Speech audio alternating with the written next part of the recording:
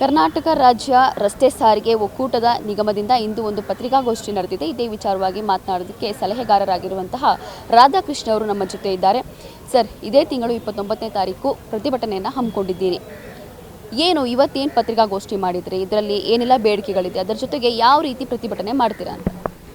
ಕಾಂಗ್ರೆಸ್ ಪಕ್ಷದ ಪ್ರಣಾಳಿಕೆ KSRTC ರಾಜ್ಯ ರಸ್ತೆ ಸಾರಿಗೆ ಸಂಸ್ಥೆ ನೌಕರರಿಗೆ ಬೇರೆ ಸರ್ಕಾರದ ಬೇರೆ ವಿಭಿನ್ನವಾದಂತಹ ಕಾರ್ಪೊರೇಷನ್ಗಳು ಇಂಥ ಒಂದು ಇಂಡಸ್ಟ್ರಿಯಲ್ ಔಟ್ಪುಟ್ಗಳಿಗೆ ಏನೇನು ಸಂಬಳ ಕೊಡ್ತದೆ ಅದೇ ಸಮಾನವಾದ ಸಂಬಳವನ್ನು ಕೊಡ್ತೀವಿ ಅಂತ ಹೇಳೋದನ್ನು ಪ್ರಣಾಳಿಕೆ ಒಪ್ಕೊಂಡಿದೆ. ಈ ಪ್ರಣಾಳಿಕೆಯನ್ನು ಉನ್ನತ ಮಟ್ಟದಲ್ಲಿ ಚರ್ಚೆ ಮಾಡಿ ಅದು ಪಬ್ಲಿಕ್ ಡಾಕ್ಯುಮೆಂಟು, ಸಾರ್ವಜನಿಕ ಡಾಕ್ಯುಮೆಂಟ್ ಆಗಿದೆ. ನಮ್ಮ ನೌಕರರು ಅದನ್ನು ಕೊಡಿ ಅಂತ ಕೇಳ್ತಾ ಇದ್ದಾರೆ. ಅದನ್ನು ಯಾಕೆ ಕೊಡಿ ಅಂತ ಹೇಳಿದರೆ, ವರ್ಷ ಸಂಬಳ ಜಾಸ್ತಿ ಮಾಡಿ ಅನ್ನೋ ಸಂಘರ್ಷ ಕಳೆಯೋದಕ್ಕಿಂತ ಸೈದ್ಧಾಂತಿಕವಾಗಿ ಈ ನೆಲೆಯನ್ನು ಒಪ್ಕೊಂಡ್ಬಿಟ್ರೆ ಸರ್ಕಾರಕ್ಕೂ ಬಹಳ ಏನೂ ಖರ್ಚಾಗೋದಿಲ್ಲ.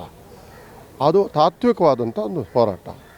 ಇನ್ನೊಂದು, ಕರ್ನಾಟಕ ರಸ್ತೆ ಸಾರಿಗೆ ಸಂಸ್ಥೆಯಲ್ಲಿ ಸುಮಾರು ಸಂಘಗಳಿವೆ, ಸ್ವಾಭಾವಿಕ ಅದು ಡೆಮಾಕ್ರಸಿಯಲ್ಲಿ. ಆದರೆ ಪ್ರಾತಿನಿಧ್ಯಾತ್ಮಕವಾಗಿ ಚುನಾವಣೆ ಮಾಡಿ ಅಲ್ಲಿ ಯಾರು ಗೆಲ್ತಾರೆ ಅವರ ಜೊತೆ ಸಂವಾದ ಮಾಡಿದರೆ ಇಂಥ ಒಂದು ಒಡಕುಗಳು ಆಗೋದಿಲ್ಲ ಅನ್ನೋಂಥ ನಮ್ಮ ಅಭಿಪ್ರಾಯ. ಇದೆರಡು ನಮ್ಮ ಮುಖ್ಯವಾದ ಬೇಡಿಕೆಗಳು. ಆದರೆ ನಾವು ಸಾರ್ವಜನಿಕರಿಗೆ ತೊಂದರೆ ಆಗದ ಹಾಗೆ, ಯಾರಿಗೂ ತೊಂದರೆ ಆಗದ ಹಾಗೆ, ಬಸ್ಸುಗಳು ನಿಲ್ಲದ ಹಾಗೆ, ಬಸ್ಸುಗಳಿಗೆ ಡ್ರೈವರ್ಸ್ಗೆ ಕಂಡಕ್ಟರ್ಸ್ಗೆ ಕರ್ತವ್ಯವನ್ನು ಬಿಡಿ ಅಂತ ಹೇಳದೆ ನಿವೃತ್ತ ನೌಕರರು ಅವರಿಗೇನು ಲಾಭ? ನಿವೃತ್ತ ನೌಕರರು, ಅವರ ಮನೆಯವರು, ನಾವು ಗಾಂಧಿ ಮಾರ್ಗದಲ್ಲಿ ಉಪವಾಸ ಸತ್ಯಾಗ್ರಹವನ್ನು ಮಾಡ್ತೀವಿ. ಅನಿರ್ದಿಷ್ಟಾಕಾರದ ಉಪವಾಸ ಸತ್ಯಾಗ್ರಹ. ಅದರ ರೂಪುರೇಷೆಯನ್ನು ಆಲೋಚನೆ ಮಾಡ್ತೀವಿ, ಅದನ್ನು ಮಾಡ್ತೀವಿ ನಾವು. ನಮಗೆ ಯಾವುದೇ ರೀತಿಯಲ್ಲಿ ಸಾರ್ವಜನಿಕರಿಗೆ ತೊಂದರೆ ಆಗಬಾರ್ದು, ಸಂಸ್ಥೆಗೆ ನಷ್ಟ ಆಗಬಾರ್ದು. ಕಳೆದ 1.5 ವರ್ಷದಿಂದ ನಮ್ಮ ರೆಸಿಟ್ ಇದೆಯಲ್ಲ, KSRTC ರೆಸಿಟ್ 2100 ಕೋಟಿ ರೂಪಾಯಿ ಇದ್ದದ್ದು ಈಗ 4000 ಕೋಟಿಗೆ ಬಂದಿದೆ. ನಮ್ಮ ನೌಕರರಿಂದಾಗಿ ಅದು ಜಾಸ್ತಿಯೂ ಆಗಿಬಿಟ್ಟಿದೆ. ಆದ ಕಾರಣ ಅವ್ರು ಕೇಳುವಂಥದ್ದು ಮಹಾ ಅಂತ ಹೇಳಿದರೆ ವರ್ಷಕ್ಕೊಂದು 400 ಕೋಟಿ ರೂಪಾಯಿ ಕೊಟ್ಟರೆ ಅದು ಸರಿಸಮಾನ ವೇತನವಾಗ್ತದೆ. ಅದನ್ನು ಸರ್ಕಾರ 3,64,000 ರೂಪಾಯಿ ಕೋಟಿಯ ಬಡ್ಜೆಟನ್ನು ಹೇಳಿದಂಥ ಸರ್ಕಾರ, ನಮ್ಮ ಪಕ್ಷ, ನಾವು ಪ್ರಣಾಳಿಕೆ ಹೇಳಿದ ಮೇಲೆ ಅದಕ್ಕೆ ಸರಿಯಾಗಿ ನಡ್ಕೊಳ್ಬೇಕು. ಆ ನಿಟ್ಟಿನಲ್ಲಿ ಮುಖ್ಯಮಂತ್ರಿಗಳು ನಡ್ಕೊಳ್ತಾರೆ, ನಮ್ಮನ್ನು ಸಭೆಗೆ ಕರೀತಾರೆ ಅನ್ನೋದು ನಮಗೆ ವಿಶ್ವಾಸ ಆಗಿದೆ. ಸರ್, ಅದೆಷ್ಟೋ ವರ್ಷಗಳಿಂದ ಈ ರೀತಿ ಪ್ರತಿಭಟನೆಗಳನ್ನ ಮಾಡ್ಕೊಂಡು ಬರ್ತಾ ಇದ್ದಾರೆ, ವಿಶೇಷವಾಗಿ ನಿಮ್ಮ ಇಲಾಖೆಯಲ್ಲಿ. ಆದರೆ ಏನೂ ಕೂಡ ಬದಲಾವಣೆ ಬರ್ತಾ ಇಲ್ಲ. ಇವಾಗ ಈ ಬಾರಿ ಒಂದು ಪ್ರತಿಭಟನೆ ಮಾಡೋದ್ರಿಂದ ಏನು ಬದಲಾಗ್ಬೋದು? ಅಕಸ್ಮಾತ್ ಏನು ಅಲ್ಲೂ ಕೂಡ ವರ್ಕೌಟ್ ಆಗಿಲ್ಲ ಅಂದರೆ ಮುಂದೇನು ಮಾಡ್ತೀರಿ? ಮುಂದೇನು ಮಾಡ್ತೀವಿ ಅನ್ನೋದನ್ನು ಈ ಸ್ವಾತಂತ್ರ್ಯ ಹೋರಾಟಕ್ಕೆ ಎಷ್ಟು ವರ್ಷ ನಡೀತೋ, ಈ ಹೋರಾಟಗಳೆಲ್ಲ ಇದೆಯಲ್ಲ, ಈ ಹೋರಾಟಗಳಲ್ಲಿ ಮುಂದೇನು ಮಾಡ್ತೇವೆ ಅಂತ ಹೇಳೋದು ಅದು ಸಂಭವಿಸುವ ಘಟನೆಗಳ ಮೇಲೆ ಅದು ನಿರ್ಣಾಯಕ ಆಗ್ತದೆ. ನಮಗೆ ವಿಶ್ವಾಸ ಇದೆ ಸರ್ಕಾರ ಆ ಕಾರ್ಮಿಕರಂಗೆ ದೂಡೋದಿಲ್ಲ ಅಂತ. ಸರ್ಕಾರ ನಮ್ಮ ಸಾತ್ವಿಕವಾದಂಥ ಆಕ್ರೋಶಕ್ಕೆ, ವಾಟ್ ವಿ ಕಾಲ್ ಸಾತ್ವಿಕ ಆಕ್ರೋಶ, ಗಾಂಧಿ ಮಾರ್ಗದ ಆಕ್ರೋಶ ಸಿಟ್ಟಿಗೆ ಸರ್ಕಾರ ಕಿವಿ ತೆರೆದುಕೊಂಡು ನಮ್ಮ ಸಮಸ್ಯೆಯನ್ನು ಬಗೆಹರಿಸ್ತದೆ ಅನ್ನೋ ವಿಶ್ವಾಸ ಇದೆ.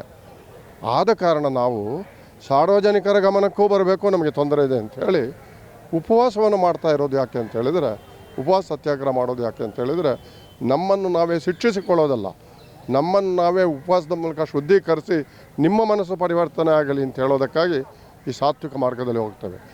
ಅವ್ರು ಕೇಳೋದಿಲ್ಲ ಅಂತ ನಾವು ಭಾವಿಸೋದಿಲ್ಲ. ನಾವು ಆಶಾವಾದಿಗಳು. ಅವರು ಕೇಳ್ತಾರೆ. ಕೇಳದಿದ್ದರೆ ನಮ್ಮದು ಅನಿರ್ದಿಷ್ಟ ಕಾಲ ಮುಂದುವರಿತದೆ ಅವರು ಕೇಳೋವರೆಗೆ.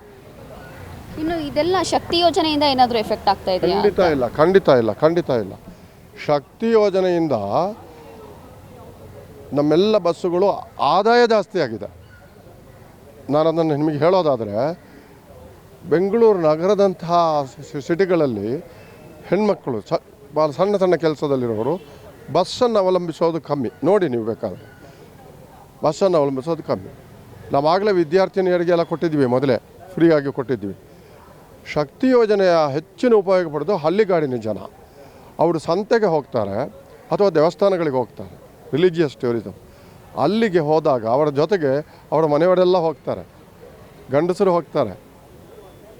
ನಮಗೆ ಉತ್ಪತ್ತಿ ಜಾಸ್ತಿ ಆಗಿದೆ ಅದಕ್ಕೆ ನಮಗೆ ಆಗಿರೋದು 4,000 ಕೋಟಿ 2 ವರ್ಷ. ಅಲ್ಲದೆ ಮೈಕ್ರೋ ಎಕನಾಮಿಕ್ಸ್ನಲ್ಲಿ ನೀವು ನೋಡಬೇಕು, ಒಂದು ದೇವಸ್ಥಾನದ ಸುತ್ತಮುತ್ತ ಇರೋ ಒಂದು ಸಣ್ಣ ಬಾಳೆಹಣ್ಣಿನ ಅಂಗಡಿ, ಅದು ಇದು ಹೂವಿನ ಅಂಗಡಿ, ಆಟಿಕೆಗಳು ಮಕ್ಕಳಿಗೆ ಅದರ ವಾಲ್ಯೂಮ್ ಎಷ್ಟು ಆಗಿದೆ ಗೊತ್ತಾ ನಿಮಗೆ?